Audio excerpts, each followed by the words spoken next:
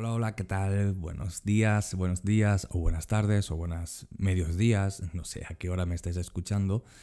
Pero bueno, te deseo, si me estás escuchando por la mañana, que tengas un muy feliz día. Y si me estás escuchando ya a la caída de la tarde porque has llegado de trabajar y porque te gusta escuchar en este momento, porque quizá es el tiempo en el que tienes descanso y puedes hacer las cosas con más tranquilidad, pues te deseo muy feliz tarde o muy feliz noche. ¿Cómo has estado? ¿Cómo has pasado tu domingo? ¿Cómo has pasado tu lunes? Bueno, pues como siempre digo, y creo que es algo bonito el desear lo mejor para las personas. Así que deseo que hayas pasado muy buen tiempo.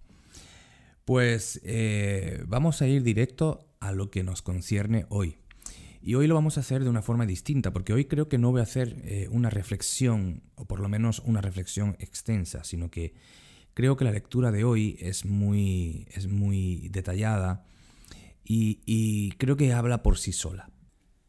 Así que pues si quieres puedes estar buscando el capítulo 15 de Marcos. Ya estamos, como digo, llegando al final de este evangelio. Y recuerda que estuvimos hablando la vez pasada de la negación de Pedro, de Jesús, ante los principales sacerdotes, los fariseos, etcétera, ¿no? Y ahora vamos a ver a Jesús ante Pilato. Y bueno, no quiero hablar yo mucho, sino que quiero dejar que sea la Biblia la que hable. Muy bien, Evangelio de Marcos, capítulo 15, y vamos a dar lectura. Dice así el texto. Muy de mañana, habiendo tenido consejo los principales sacerdotes con los ancianos, con los escribas y con todo el concilio, llevaron a Jesús atado y le entregaron a Pilato. Y Pilato le preguntó, ¿eres tú el rey de los judíos? Respondiendo Jesús le dijo, tú lo dices. Y los principales sacerdotes lo acusaban mucho. Otra vez le preguntó Pilato diciendo, ¿no respondes nada? Mira de cuántas cosas te acusan. Pero Jesús ni aun con eso respondió, de modo que Pilato se maravillaba. Ahora bien, en el día de la fiesta les soltaba un preso, cualquiera que pidiesen. Y había uno que se llamaba Barrabás, preso con sus compañeros de motín que habían cometido homicidio en una revuelta. Y viniendo la multitud comenzó a pedir que hiciese como siempre les había hecho, o sea, soltarles a un preso. Y Pilatos les respondió diciendo, ¿queréis que os suelte al rey de los judíos? Porque conocía que por envidia le habían entregado los principales sacerdotes. Pero los principales sacerdotes incitaron a la multitud para que les soltase más bien a Barrabás. Respondiendo Pilato les dijo otra vez, ¿qué pues queréis que haga del que llamáis rey de los judíos? Y ellos volvieron a dar voces, crucifícale. Y Pilato les decía, pero ¿qué mal ha hecho? Ellos gritaban aún más, crucifícale. Y Pilato, queriendo satisfacer al pueblo, le soltó a Barrabás y entregó a Jesús, después de azotarle para que fuese crucificado. Entonces los soldados le llevaron dentro del atrio, esto es, al pretorio, y convocaron a toda la compañía. Y le vistieron de púrpura, y poniéndole una corona tejida de espinas, comenzaron luego a saludarle, diciendo, «Salve, rey de los judíos». Y le golpeaban en la cabeza con una caña, y le escupían, y puesto de rodillas, le hacían reverencias. Después de haberle escarnecido, le desnudaron la púrpura y le pusieron sus propios vestidos, y le sacaron para crucificarle. Y obligaron a uno que pasaba, Simón de Cirene, padre de Alejandro y de Rufo, que venía del campo, a que llevase la cruz de Jesús. Y le llevaron a un lugar llamado Gólgota, que traducido es lugar de la calavera, y le dieron a beber vino mezclado con mirra, mas él no lo tomó. Cuando le hubieron crucificado, repartieron entre sí sus vestidos, echando suertes sobre ellos para ver qué se llevaría cada uno. Era la hora tercera cuando le crucificaron, y el título escrito de su causa era «El Rey de los Judíos». Crucificaron también con él a dos ladrones, uno a su derecha y el otro a su izquierda. Y se cumplió la escritura que dice, y fue contado con los inicuos. Y los que pasaban le injuriaban meneando la cabeza y diciendo, «Va, tú que derribas el templo de Dios y en 3 días lo reedificas, sálvate a ti mismo y desciende de la cruz». De esta manera también los principales sacerdotes, escarneciendo, se decían unos a otros con los escribas, «¿A otro salvó? A sí mismo no se puede salvar. El Cristo, Rey de Israel, descienda ahora de la cruz para que veamos y creamos. Y también los que estaban crucificados con él le injuriaban. Cuando vino la hora sexta, hubo tinieblas sobre toda la tierra hasta la hora novena. Y a la hora novena Jesús clamó a gran voz diciendo: Eloi, Eloi, lama sabactani, que traducido es: Dios mío, ¿por qué me has desamparado? Y algunos de los que estaban allí decían al oírlo: mirad, llama a Elías. Y corrió uno y empapando una esponja en vinagre y poniéndola en una caña le dio a beber, diciendo: dejad, veamos si viene Elías a bajarle. Pero Jesús, dando una gran voz, expiró. Entonces el velo del templo se rasgó en dos, de arriba a abajo. Y el centurión que estaba frente a él, viendo que después de clamar había expirado así, dijo: verdaderamente este hombre era hijo de Dios. También habían algunas mujeres mirando de lejos, entre las cuales estaban María Magdalena, María la madre de Jacobo, el menor, y de José y Salomé, quienes cuando estaban en Galilea le seguían y le servían, y otras muchas que habían subido con él a Jerusalén. Vamos a dejar hasta ahí la lectura. Y como dije al principio, no creo que hoy vaya a comentar mucho, porque creo que la lectura habla por sí sola, es muy gráfica, es muy descriptiva. Marcos está relatando lo que seguramente él escuchó de Pedro.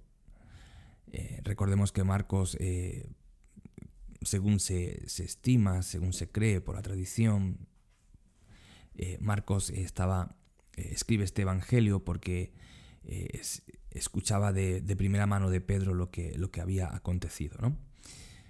Y Marcos está hablando, mejor dicho, escribiendo, escuchando seguramente o recordando las palabras de Pedro, y ahora las está dejando plasmadas sobre cómo Jesús sufrió. Sobre cómo Jesús sufrió. Anteriormente se nos había dicho que Jesús estaba ante el Sanedrín, ante los teólogos del tiempo, ante los maestros de la ley, aquellos que se supone que tenían que amar a Dios y conocer a Dios, pero resulta que no conocían a Dios porque Dios mismo estaba delante de ellos y no eran capaces de conocerle, de verle, de reconocerle, de interpretar las escrituras, ¿no? Con todo lo que Jesús había hecho con ellos, porque en otros evangelios Jesús dice: pues si no me creéis a mí por mis palabras, creedme por las obras que hago. Pues como diciendo, nadie puede hacer estas obras, solo Dios. Entonces ellas dan evidencia de que yo soy, ¿no? Y luego estuvimos viendo la negación de Pedro, como Pedro también lo dejó solo. Ese Pedro que había dicho: nunca, yo voy contigo hasta la muerte. Pero luego, cuando la muerte se presenta, pues le da miedo. Y yo creo que todos llevamos una parte de Pedro, porque hay cosas que nos asustan. Ahora vemos a Jesús ante Pilato. Era el que los judíos no podían dar muerte. Era el que podía dar muerte a Jesús.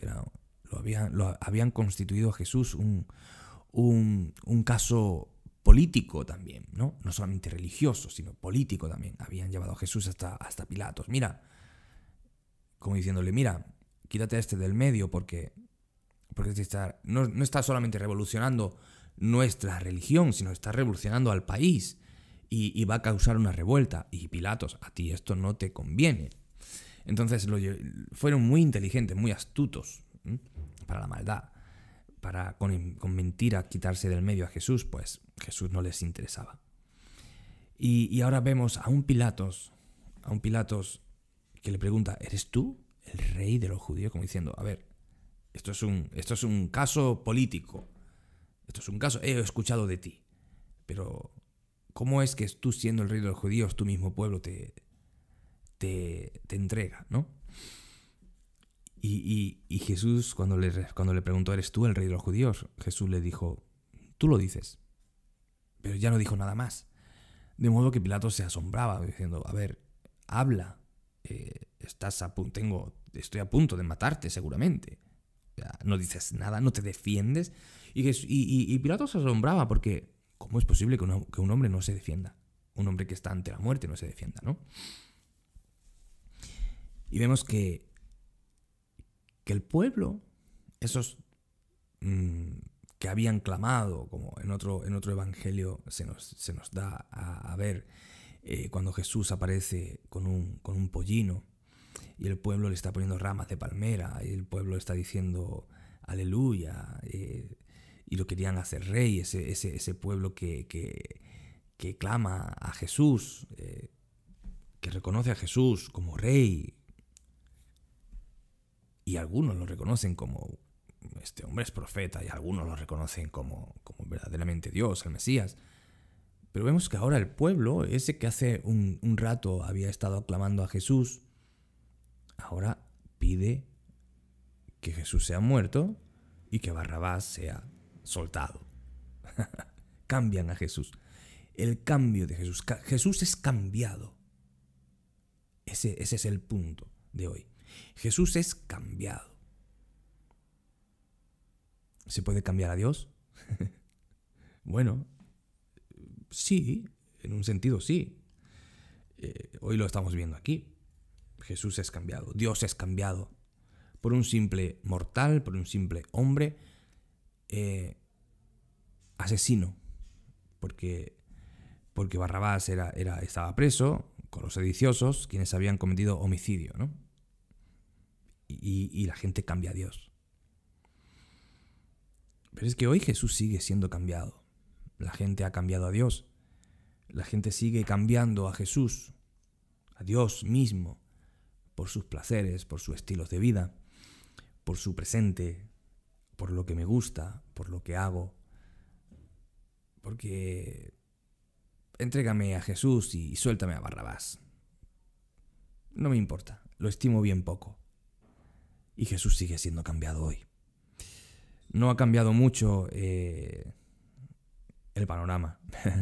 Solamente que en aquel tiempo, hace 2000 años, Jesús estaba de forma física. Vino a su pueblo, a los suyos vino y los suyos no le recibieron. Vino a su pueblo, a Israel. Pero hoy no solamente Israel lo cambia, sino que el mundo entero lo cambia. Y este es el Jesús. Este es Jesús, el que es delante de Pilato, y ahora Pilato hace caso del pueblo porque temía que se hiciera una revuelta y Pilato estimaba su cargo público. Vaya a ser que esto llegue a Roma y llegue a César y me destituyan, ¿no? Por una rebelión, por una revuelta, porque Israel es complicado desde hace siglos y en menos de nada Israel se enciende como un cerillo y aquí se lía. Entonces, vamos a quitarnos del medio a Jesús. Y dicen que los soldados lo llevaron al pretorio y lo visten de púrpura. O sea, no solamente es cambiado Jesús, sino que es ridiculizado. Lo visten de púrpura y púrpura era el color real, ¿no? El color de los reyes, el color de la majestad, el color del poder. Y ahora lo visten de púrpura en una auténtica mofa.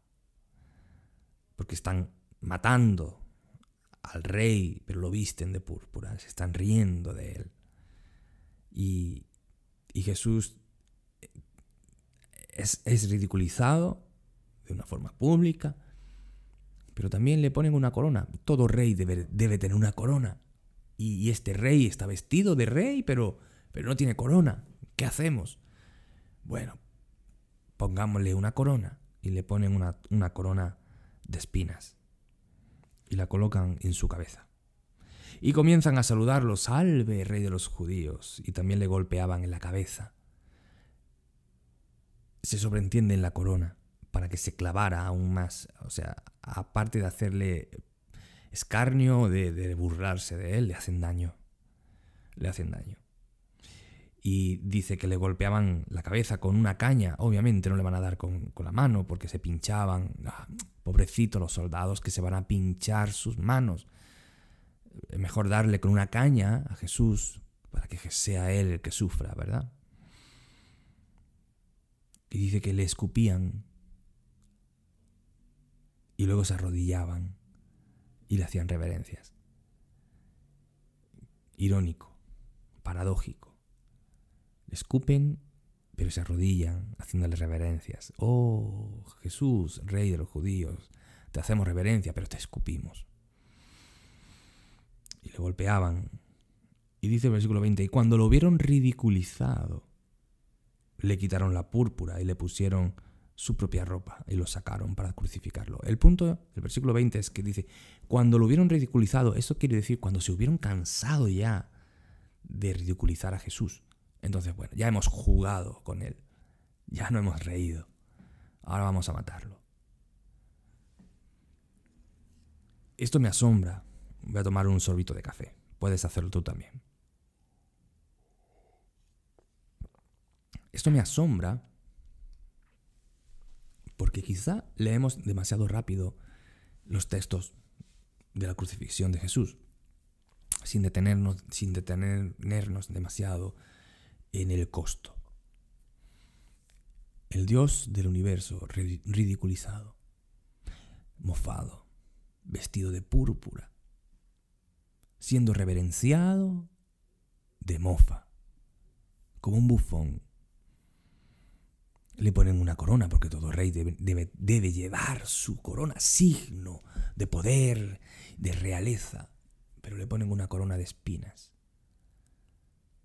Un rey que sufre. Le escupen. Y yo no puedo dejar de preguntarme en estos momentos de tranquilidad aquí en casa, donde estamos grabando, donde estoy con la Biblia abierta, donde estoy pensando en voz alta contigo. Y no puedo dejar de pensar en el costo de mi salvación. Siempre lo digo, porque estoy convencido, soy un convencido de esto. Y siempre lo digo. Vivimos muy rápido. Extremadamente rápido. Tanto que no nos detenemos a pensar, a reflexionar. Quizás si pensamos, hacemos pequeñas elecciones en el día. ¿Qué quiero ponerme? ¿El pantalón azul o el negro? ¿Qué quiero peinarme a la raya derecha o izquierda? Etcétera. No, son pensamientos, al fin y al cabo son pensamientos, pero elecciones. Pero no nos paramos, no nos detenemos a reflexionar de forma profunda, sino que nuestros días van muy rápidos. Y casi que vamos en piloto automático, ¿eh? Para aquellos que ya están jubilados, bueno, pues la rutina de los días. Para aquellos que trabajamos, pues la rutina de los días. Y al final todo se convierte en una rutina. Nos guste o no, se convierte en una rutina. Y dentro de la rutina, pues no reflexionamos. Porque se nos va el día tan rápido también que llega la noche, ponemos una película o una serie, yo qué sé, lo que hagas, ¿no? Y nuestra vida cristiana se pasan los años. Y sí, hemos leído el Evangelio, lo leímos, nos convertimos, pero las cosas de la vida hacen que uno ya no reflexione tanto, o por lo menos de una forma tan profunda, en soledad, sobre el costo de la salvación. Lo que le costó a Dios, porque no es gratis. Me molesta mucho cuando se está viviendo un cristianismo gratis, donde, bueno, Dios ganó para mí esto y entonces, qué bien, ya soy cristiano, cuánto me ama Dios. Ya, pero leamos esto, le costó. Y Jesús no respondía. Me asombra eso. No respondía. Es como, sé lo que vais a hacer conmigo. Sé esto y no voy a responder porque esta es mi misión. Para esto vine. Esto es lo que quiere el Padre. Hago la voluntad del Padre. Porque yo mismo soy Dios y te amo. Y esto lo hago por ti. Qué potente, ¿verdad? ¿Y todo para qué? Para ser feliz, ser happy y vivir en el cielo, donde no habrá más muerte, clamor ni dolor. Qué bien, ¿verdad? Y sí, es parte, vamos a vivir así. Pero Jesús no solamente sufrió para que nosotros seamos felices, sino también para que seamos parte del reino, parte de su familia y parte de la misión. No es posible llamarme cristiano y olvidarme del sufrimiento de Jesús, su padecimiento, su pasión, su tristeza, su soledad, el dolor físico, espiritual. Y yo decir, bueno, pues ya tengo mi billete de avión, ya nadie me lo quita, ya tengo mi salvación, y a vivir. Y claro, tú me dirás, bueno, Raúl, yo no pienso así. Bueno, todos pensamos así en alguna manera cuando no estamos haciendo parte de nuestro trabajo en el reino. Vivimos para nosotros. Y eso es a vivir, ¿no? Porque es muy diferente a vivir para mí que a vivir para Dios. Es muy diferente. Es muy diferente. El Evangelio no es gratis. Y sí, el Evangelio es para que tengamos vida. Eso es lo que Dios ha hecho. Pero también para que nuestra vida la gastemos para Dios. ¿Qué hago para Dios? ¿Qué hago? ¿Cómo vivo? ¿Qué pienso? ¿Cómo hablo? ¿Glorifica a Dios mi vida? ¿O solamente Él sufrió para que yo sea feliz?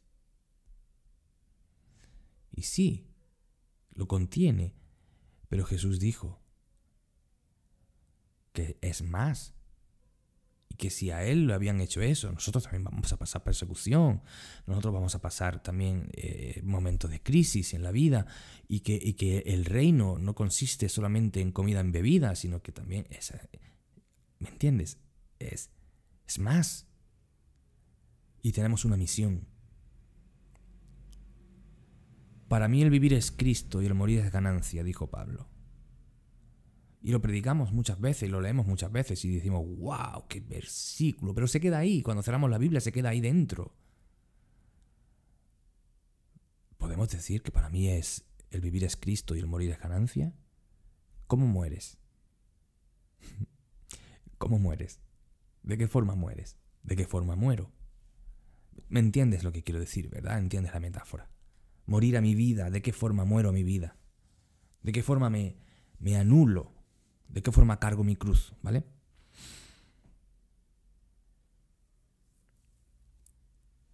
No podemos solamente pretender de vivir para nosotros, sino que ya vivimos para Dios. Entonces, si vivimos para Dios, hagamos la voluntad de Dios. Así que te dejo con esta reflexión. ¿Cómo estás haciendo la voluntad de Dios? ¿Cómo estoy haciendo la voluntad de Dios? Te lo dejo aquí para que puedas reflexionarlo. No quiero dar más palabras. Al final dije que no iba a hacer una... Nunca soy capaz, ¿no? Pero bueno, a ver, me dejo llevar por lo que el Espíritu quiere, o creo que quiere hablar en el día de hoy por medio de esta reflexión.